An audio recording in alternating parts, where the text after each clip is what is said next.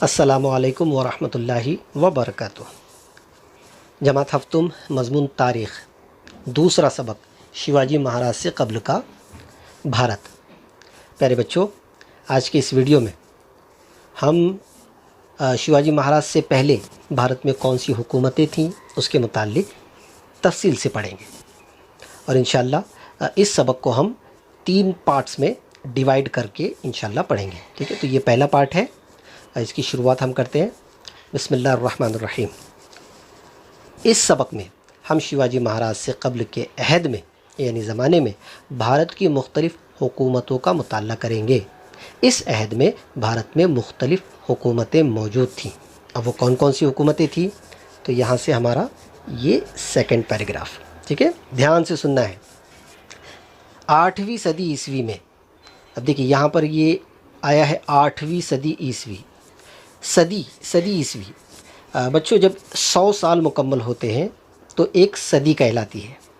तो ये 8वीं सदी ईस्वी है, ये उस दौर की बात चल रही है।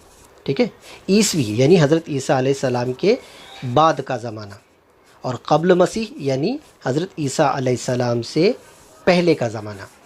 आज जो हम कैलेंडर के अंदर जो तारीख़ पढ़ते हैं, जो डेट्स का जो निज़ाम अभी चल रहा है, वो ईस्वी सन का है।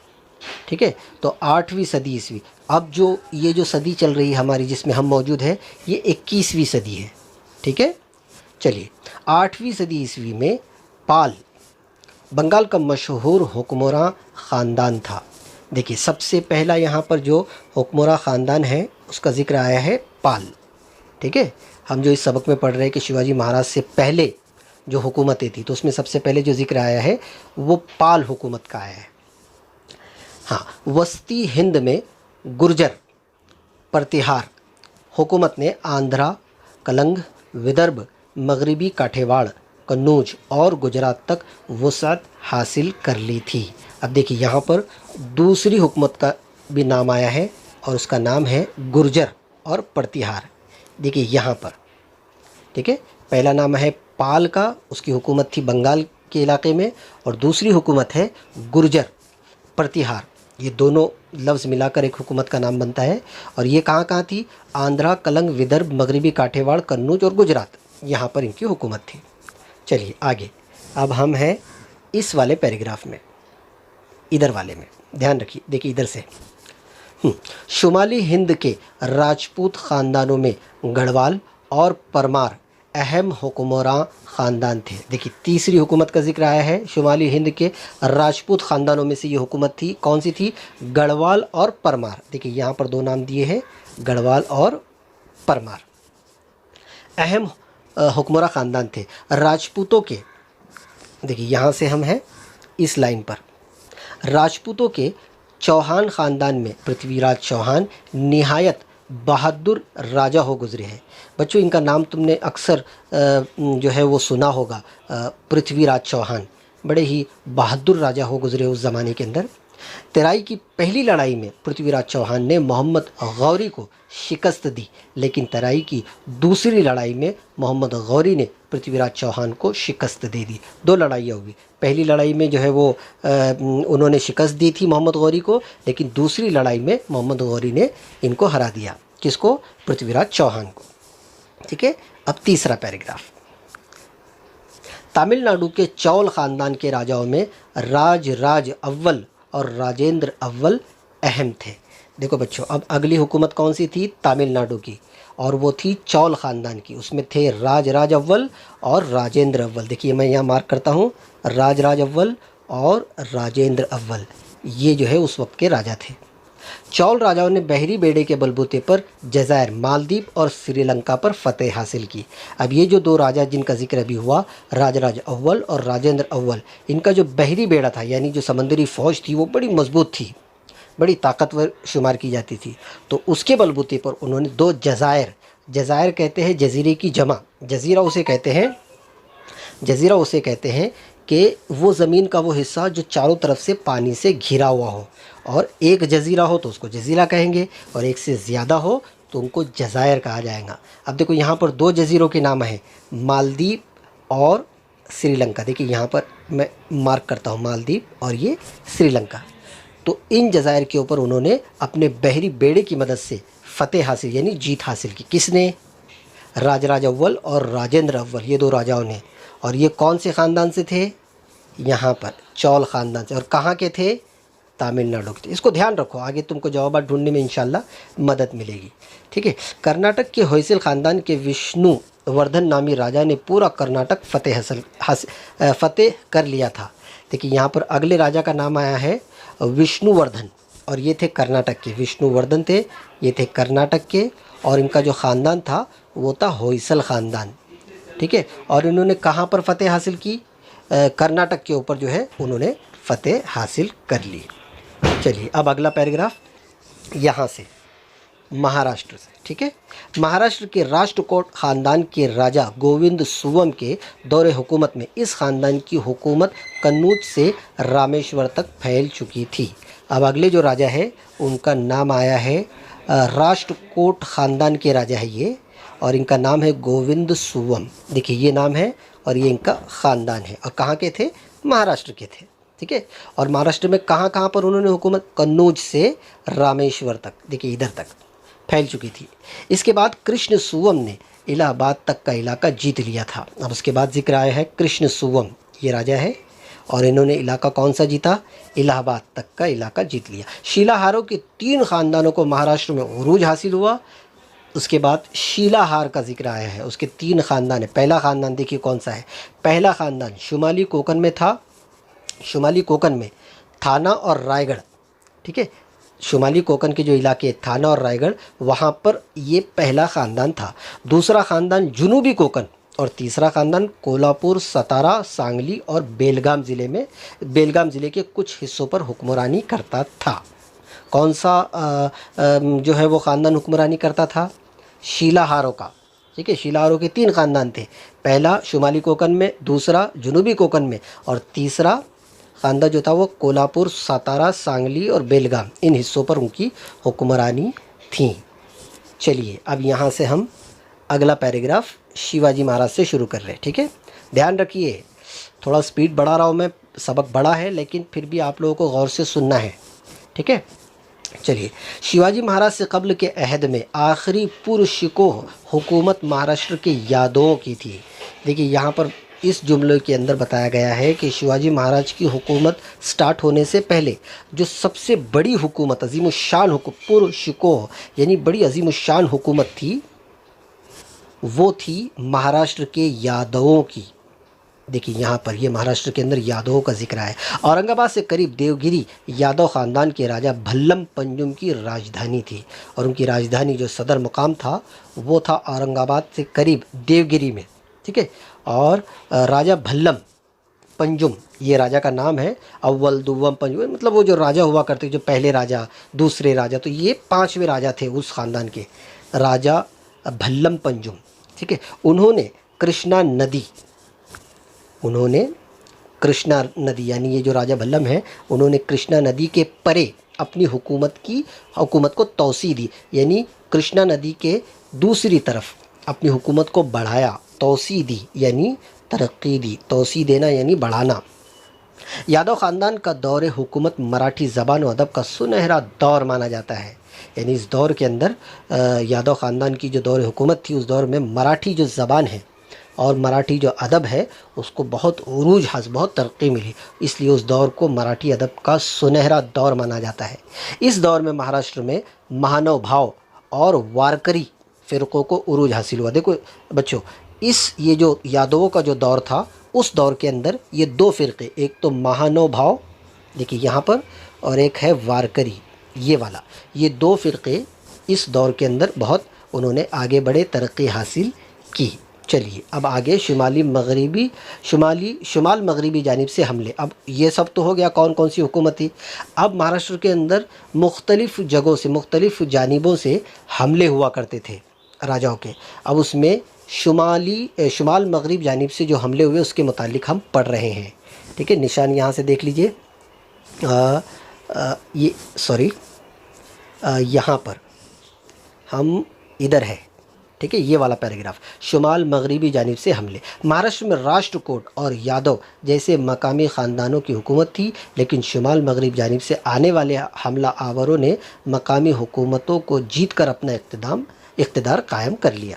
अब बच्चों होता ये था कि मुख्तलिफ़ जगहों से जो है ना, एक जगह से राजा जो होते थे वो दूसरे इलाके पर हमला करते थे।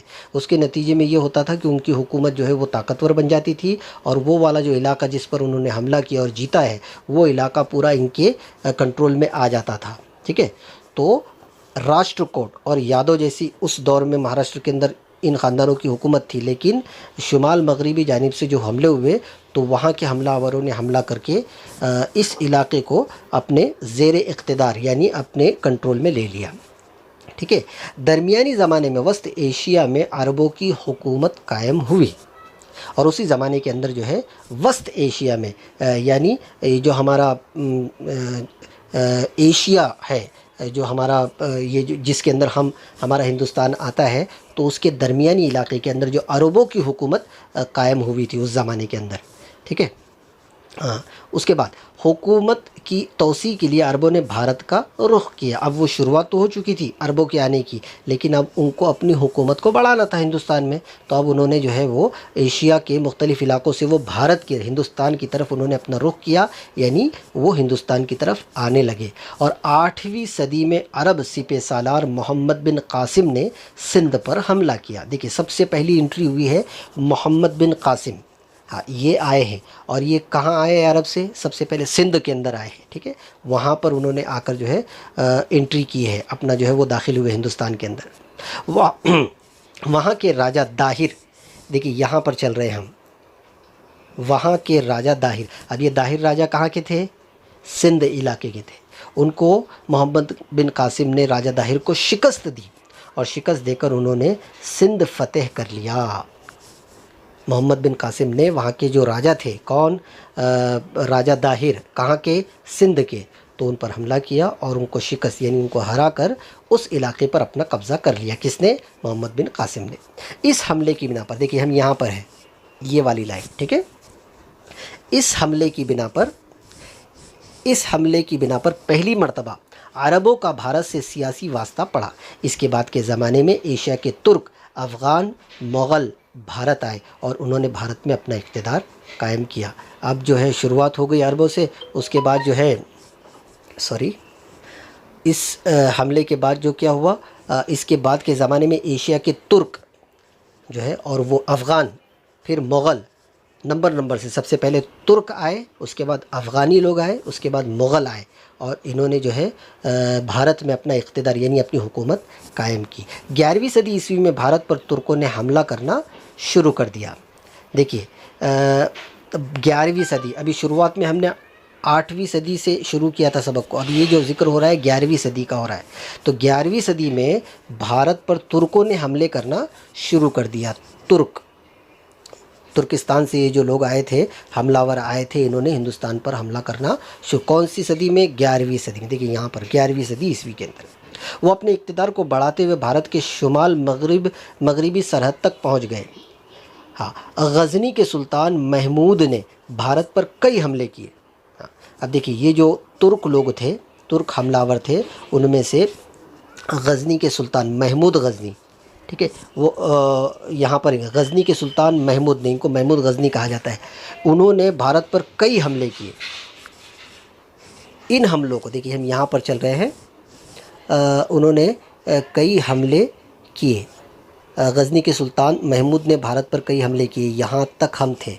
अब इसके आगे इन हमलों में उन्हें मथुरा, वृंदावन, कन्नौज और सोमनाथ के खुशहाल मनादिर से बड़ी दौलत हाथ आई, जिसे वो अपने साथ ले गए। अब जब हमलावर हमला करते थे तो जो जंगों के अंदर जो दौलत हासिल होती थी वो लेकर अपने इलाके में चले जाते थे। ठीक है, चलिए अब आगे। शुमाली हिंद की सुल्तान शाही।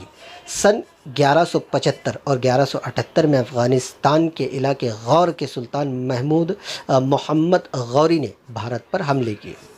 अब दूसरे सुल्तान, कौन? सुल्तान मोहम्मद गौरी कब हमला किया? 1175 और 1178, यानी 3 सालों के दरमियान में अफ़गानिस्तान के थे। जैसे मैंने शुरू में कहा, सबसे पहले किसने हमले किए? तुर्किस्तान से जो हमलावर आए थे उन्होंने हमले किए, ठीक है। उसके बाद नंबर था अफ़गानिस्तान के हमलावरों का, और उसके बाद जो है वो मुग़ल लोग। तो मुग़ल का तो अब हमने शुरू नहीं किया पढ़ना, लेकिन अब सेकंड नंबर अफ़गानिस्तान के हमलावरों का हम जिक्र कर रहे हैं। उसके अंदर जो है सुल्तान मोहम्मद गौरी, उन्होंने हमला किया। कब किया? 1175 से 1178 के दरमियान में।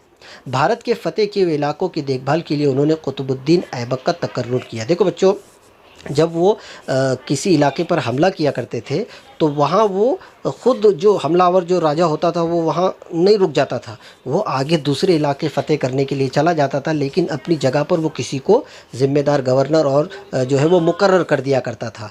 तो ये जो सुल्तान मोहम्मद गौरी थे, इन्होंने अपनी जगह पर कुतुबुद्दीन ऐबक को वहाँ पर मुकर्रर कर दिया जहाँ पर उन्होंने हमला किया था। 1206 में मोहम्मद गौरी के इंतकाल के बाद कुतुबुद्दीन ऐबक ने अपने ज़ेर असर इलाकों के मामलात की देखभाल आज़ादाना तौर पर करना शुरू कर दी। और जब ये सुल्तान का इंतकाल हुआ तो जिसको ज़िम्मेदारी दी गई थी, तो उन्होंने उनके इंतकाल के बाद जो है वो सारा कंट्रोल अपने हाथ में लेना शुरू कर दिया। ऐबक जो बुनियादी तौर पर ग़ुलाम थे, दिल्ली के बादशाह बन बैठे। देखिए, बुनियादी तौर पर तो वो ग़ुलाम थे, लेकिन एक वक्त ऐसा आया कि वो बादशाह बन बैठे, ठीक है, बादशाह, दिल्ली के बादशाह बन बैठे। 1210 में कुतुबुद्दीन ऐबक का इंतकाल हुआ। देखिए यहाँ पर है, हम शुरुआत अब यहाँ से चल रही, ठीक है। अब जिनको ज़िम्मेदारी दी गई थी अब उनका भी इंतकाल हो गया। इब्राहिम लोधी आखिरी सुल्तान थे। उनकी तंग मिजाजी की वजह से बहुत से लोग उनके दुश्मन बन बैठे। पंजाब के सूबेदार दौलत खान लोधी ने काबुल के मुग़ल हुक्मरान बाबर को इब्राहिम लोधी के ख़िलाफ़ जंग पर आमादा कर दिया। देखो अब यहाँ पर मुग़लों की भी एंट्री हो गई, ठीक है। इस लड़ाई में बाबर ने इब्राहिम लोधी को शिकस्त दी और इसी के साथ भारत में अहद सलातीन का ख़ात्मा हो गया। ये जो मुग़ल हुक्मरान थे बाबर, उन्होंने जो है इब्राहिम लोधी को जो अहद सलातीन के थे तो उनको शिकस्त दे दी, और इस तरह से भारत में अहद सलातीन यानी सुल्तानों की जो हुकूमत थी वो उसका ख़ात्मा हो गया, ठीक है। और फिर उसके बाद जो है वो मुग़लों की हुकूमत आई वग़ैरह वग़ैरह, वो इंशाल्लाह हम आगे पढ़ेंगे। तो बच्चों, सबक के इस हिस्से में हमने शुरुआत की शिवाजी महाराज से कब्ल जो भारत के अंदर जो हुक्मरान थे, तो मुख्तलिफ़ हुक्मरानों का हमने ज़िक्र किया, उसको मैंने पॉइंट आउट किया, अंडरलाइन किया, आप लोगों को समझाया।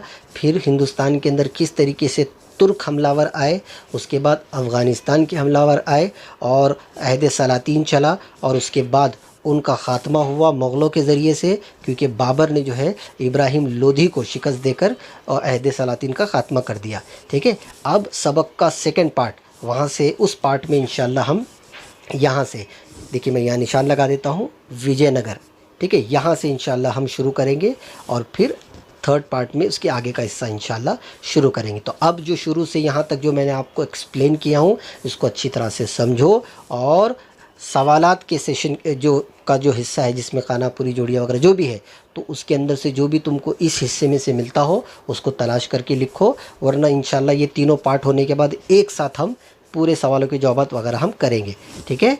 तो आज के इस वीडियो में बस इतना ही, इंशाल्लाह फिर मुलाकात होगी अगले वीडियो में। तब तक के लिए अपना ध्यान रखिए और घर से निकले तो मास्क लगा कर निकलिए, ठीक है। शुक्रिया।